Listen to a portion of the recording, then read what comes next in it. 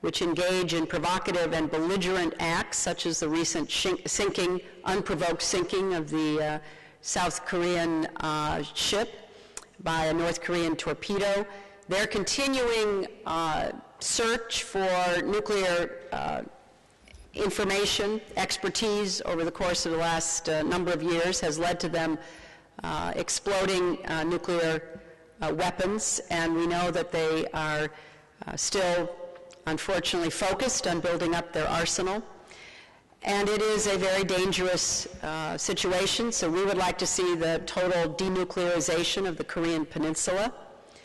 At the recent Nuclear Security Summit that your Prime Minister attended at the invitation of President Obama, there were a number of cases cited and discussed where countries had intercepted smugglers who, particularly from the former Soviet Union, had gotten their hands on nuclear materials and were selling them in the market or attempting to sell them in the market to various and sundry buyers. And so we are deeply concerned about that, and we are also very worried about Iran's continuing efforts to obtain nuclear weapons. And I want to draw a distinction here because I think it's an important one, and to hear it from me directly, we have no problem with anyone obtaining nuclear power for peaceful civilian purposes. We think that's one of the answers in a big menu of answers to climate change.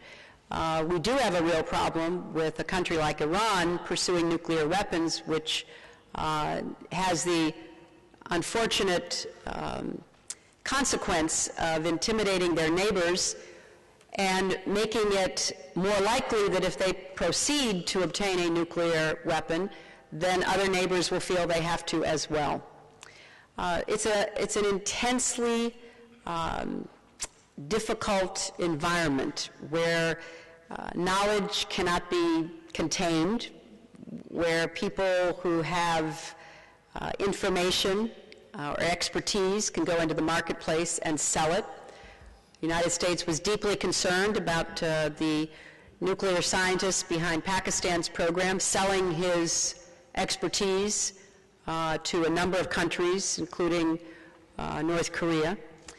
We follow constantly reports of other countries trying to do business with North Korea to get their own foot in the door on nuclear weapons. So the consequences are incredibly dangerous if this proceeds, which is why we worry about it and why we do things like the Nuclear Security Summit, which New Zealand participated in, so that countries that are responsible, governments that understand the risk that this poses to people, can work together to try to prevent it from coming to fruition. When intelligence experts and security experts come together and they're asked, what is your biggest worry, what is the biggest threat we face, invariably they say, a suitcase-size nuclear bomb that would have very grave consequences, if not in, tens of thousands of lives killed, depending upon the kiloton impact, would contaminate areas, would serve as the ultimate tool of terrorism, because what is terrorism for but to terrorize people? And that's why we worry about it, and that's why we have a lot of people working every day to try to make sure it doesn't happen. Welcome, Madam Secretary. My name is Ruth Richardson, and when I was much younger, I served as this country's first woman Minister of Finance. I ask the question on behalf of our grandchildren yet to be born. What do you believe are the geopolitical shifts that are going to be witnessed over the course of the next generation? Well, that's a very profound question, and one that I wish I was smart enough to answer completely and convincingly. The geopolitical shifts are many, and they intersect.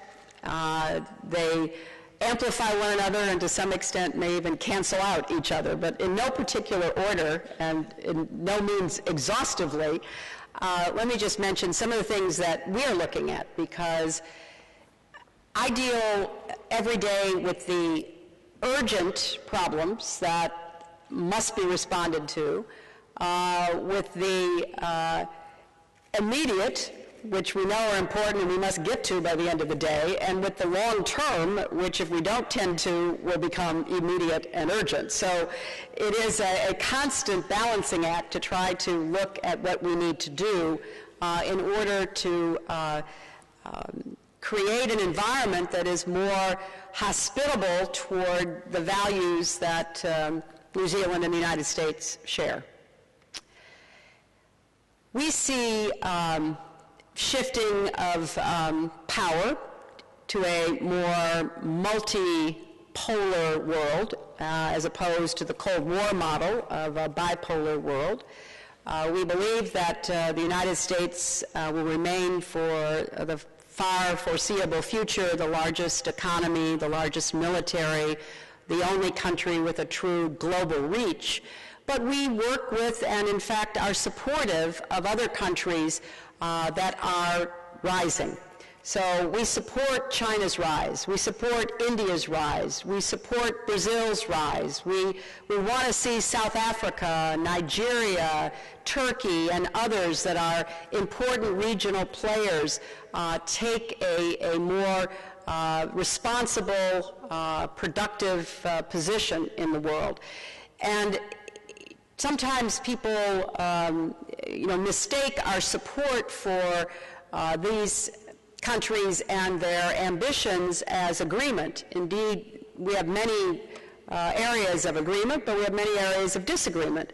But we think it is far better for the United States to be working to try to promote the right kind of success and the right acceptance of responsibility in these new emerging power centers, and hope that we see the kind of maturity and acceptance of responsibility that goes with both economic success and political reach. At the same time, we are very focused on the population shifts that are occurring in the world. Much of the growth of population in the world is in less developed countries.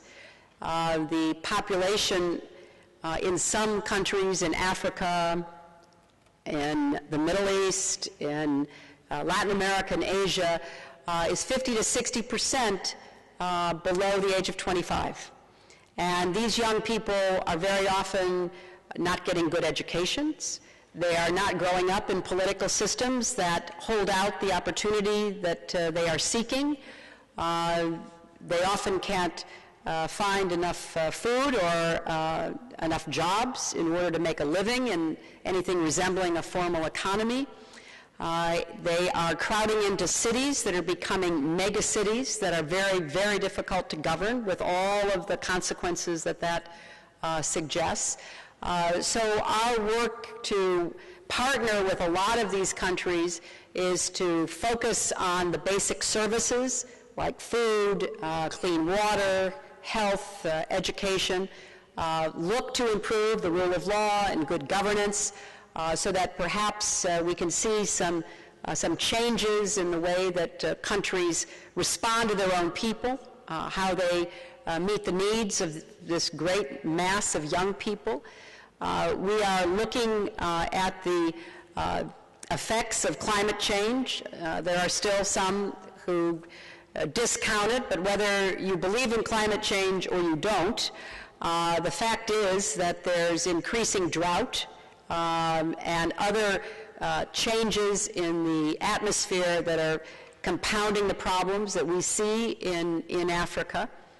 There is just a lot that needs to be addressed to try to help countries govern themselves in a more effective fashion in order to create ladders of opportunity for these millions of young people who shut out of opportunity, shut out of a chance to realize their own God-given potential, find other outlets, whether it be extremist groups or criminal networks, with consequences that are not confined in any one nation's boundaries. For example, in Latin America, over many years, the government of Colombia has very successfully taken on the combined threat posed by the insurgency known as FARC and the drug traffickers.